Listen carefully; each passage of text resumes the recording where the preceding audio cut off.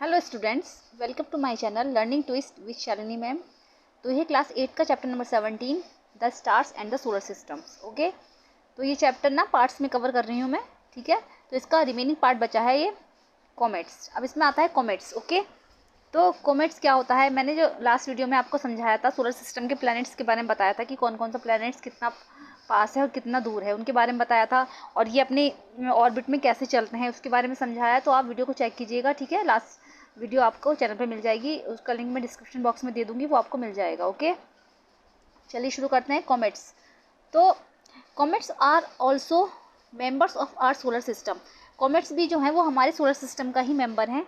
ठीक है, they revolve around the sun in highly elliptical orbits. ठीक है, वो जो होते हैं सन के चारों तरफ रिवॉल्विंग करते हैं इन हाईली इलिप्टिकल ऑर्बिट्स। ठीक है, और बहुत ऊंचाई पर हाईली इलिप्टिकल ऑर्बिट्स में जो है सन के चारों तरफ वो रिवॉल्विंग करते हैं। However their period of revolution round the sun is usually very long. इसीलिए क्या होता है, जबकि उनका जो पीरियड ऑफ रिवॉल्यूशन होता है, जो सन के चारों तरफ वो रिवॉल्विंग करते हैं, वो बहुत लंबा होता है। A comet appears generally as a bright head with a long tail. ठीक है, कॉमेट्स में क्या होता है, जो देखा गया है, ठीक है, जो रिसर्च करी गई है, देखा गया है, तो उसमें एक तो हेड देखा गया है और एक टेल देखी गई है। The length of the tail grows in size at it approaches the sun. ठीक है, और जो टेल की जो लेंथ होती है वो सन की जो अप्रोचिंग पावर होती है उसके हिसाब से वो ग्रो करती रहती है। The tail of a comet is always directed away from the sun. और जो कॉमेट की टेल होती है वो ऑलवेज जो वो हमेशा सूर्य से दूर रहती है। ठीक है, इस तरीके से different position of a comet, ये कॉमेट के डिफरेंट डिफरेंट पोजीशंस हैं। तो इस तरीके का कॉमेट होता है। ठीक है, ये टेल है और ये ऊपर की साइड का हेड है। ओके, तो ये इस तरीके से सन से थोड़ा दूर होते हैं और एक ऑर्बिट में जो है कॉमेट्स लगातार सन के चारों ओर रिवॉल्विंग करते रहते हैं। Many comets are known to appear periodically. ठीक है, बहुत सारे जो कॉमेट्स होते हैं वो पीरियडिकली देखे गए हैं। One such comet is Halley's comet.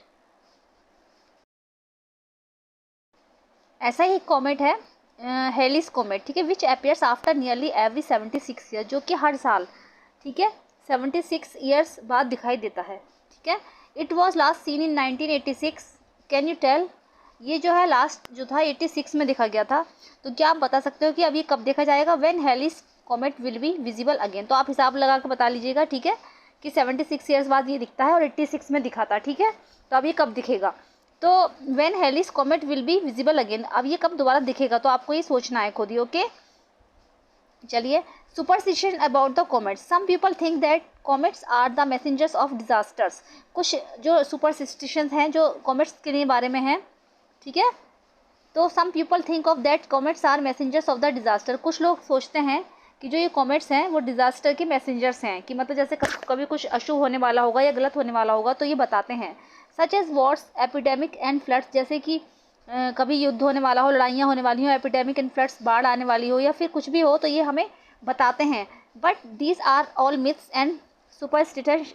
ठीक है, appearance of a comet is a natural phenomenon, we have no reasons to be afraid of it. ठीक है, but these are all myths and superstitions, मतलब ये है कि इसमें जितने भी हैं सारी मिथ्स हैं, है ना, ये, और ये सुपरस्टिशंस है। अपीयरेंस ऑफ अ कॉमेट, इनका आना, कॉमेट का आना एक नेचुरल फेनोमेनन है जो कि we have no reasons to be afraid of it, इसके लिए हमें डरने की कोई भी आवश्यकता नहीं है। ठीक है, अगर कोई कॉमेट दिख रहा है तो आप लोग ये मत सोचिए, पुराने लोग कहते हैं कि कोई डिजास्टर की संभावना है या कुछ है, तो ऐसा कुछ नहीं है, ये एक नेचुरल फेनोमेनन है, तो इससे डरने की हमें कोई भी ज़रूरत नहीं है।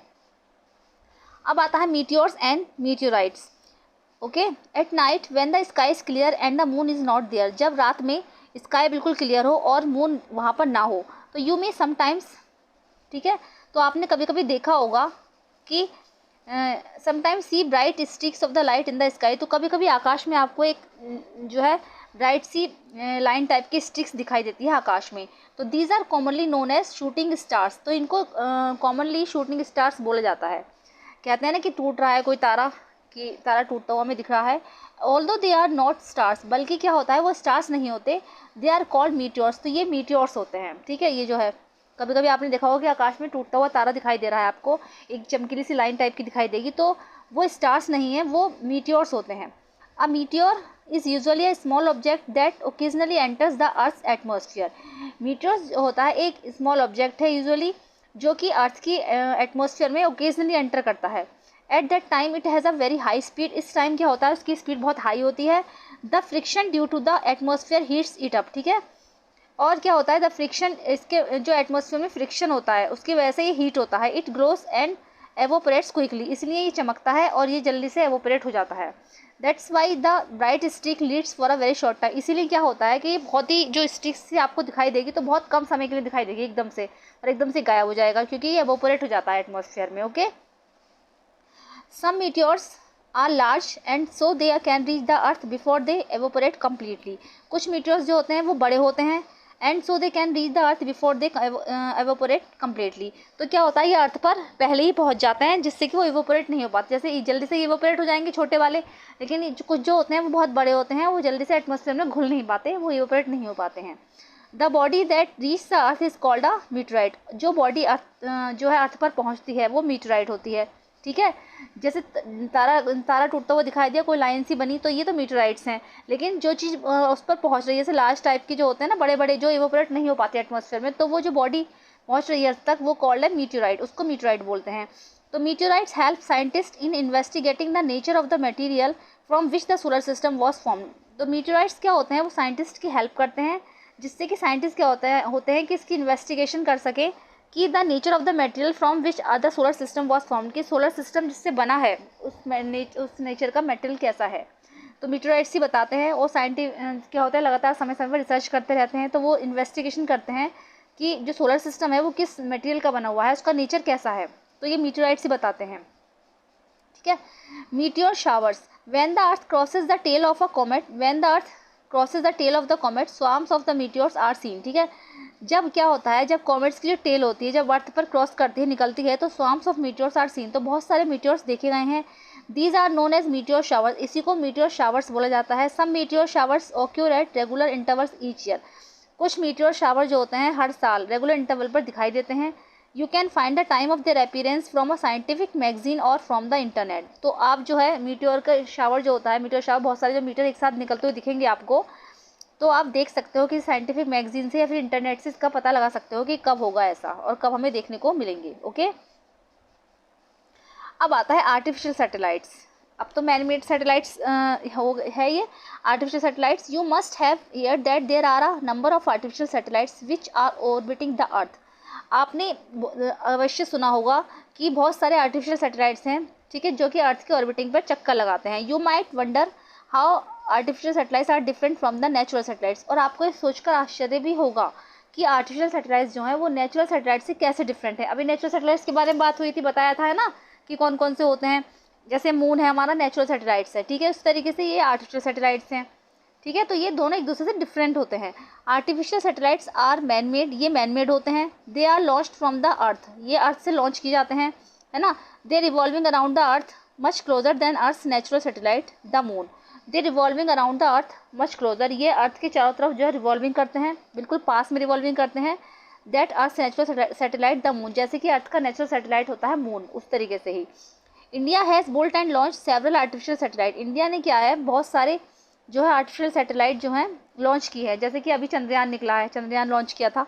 Aryabhata was the first Indian satellite, अगर ये क्वेश्चन आए कि कौन सा था फर्स्ट सैटेलाइट, तो Aryabhata was the first Indian satellite. Some other Indian satellites are, कौन कौन से हैं सम अदर इंडियन सैटेलाइट्स, जैसे इसके बारे में भी है, तो आप लोग ध्यान रखिएगा कि पूछा जा सकता है ये क्वेश्चन कि कौन कौन से हैं Indian satellites. Some other Indian satellites are INSAT, IRS, Kalpana 1 और एड्यूसेट, ठीक है, फिगर 17.28 में दिखाए गए हैं सारे ये इस तरीके से, है ना। तो ये सब ये इंडियन सैटेलाइट्स हैं।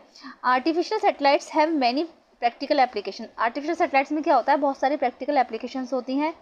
They are used for forecasting weather, transmitting television and radio signals, इससे क्या होता है सैटेलाइट्स की यूज़ से क्या होता है फॉरकास्टिंग वेदर की फॉरकास्टिंग करते हैं, जैसे बता देते हैं समय पर भी कि बारिश होगी या फिर स्टॉर्म आने की संभावना है ना, या कितनी गर्मी पड़ेगी, तो ये सब जो है सैटेलाइट की वजह से ही होता है। Transmitting television and radio signal, और रेडियो टेलीविज़न को जो सिग्नल पहुंचते हैं तो ये सब सैटेलाइट की वजह से ही होता है। तो they are also use for telecommunication and remote sensing, ठीक है, ये जो है टेलीकम्युनिकेशन और रिमोट सेंसिंग में भी यूज़ की जाते हैं। ओके, तो पहली सोच रही है कि I want to tell you that by remote sensing we mean collecting information from a distance, कि मैं ये जानना चाहती हूँ, I want to tell you, मैं आपको ये बताना चाहती हूँ कि that by remote sensing we mean, remote sensing का मतलब ये है कि जैसे कि इंफॉर्मेशन हम दूर बैठे हुए इंसान भी जो है इंफॉर्मेशन कलेक्ट कर सकता है, तो ये रिमोट सेंसिंग के ज़रिए ही होता है, पहली सोच रही है। ठीक है, तो चैप्टर आपका ख़त्म हो चुका है ना।